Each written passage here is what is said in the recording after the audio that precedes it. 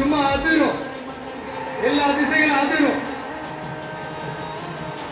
அப்படிப்பட்ட அந்த சிங்கம் வேட்டைக்கு மட்டும்தான் வெளியில வரும், வேடிக்கை பார்க்கறதுக்கெல்லாம் வெளியில வராது. வேட்டையில கூட உயிரோடு இருக்கிற மிருகங்களை தான் வேட்டையாடும். அதுலயும் பெரும்பாலும் தன்னை விட பெரிய சைஸ் உள்ள மிருகங்களை தான் குறி வச்சு தாக்கும், ஜெயிக்கும். எவ்வளவு பசியில் இருந்தாலும் உயிர் இல்லாததை, கெட்டு போனதை தொட்டு கூட பார்க்காது. அப்படிப்பட்ட அந்த சிங்கம் அவ்வளவு ஈஸியா எதையும் தொடாது, தொட்டா விடாது. அவங்களை எப்படி நான் மறப்பேன்? அவங்கள என்னுடைய உயிராச்சு, என் நெஞ்சில் குறியிருக்கும்.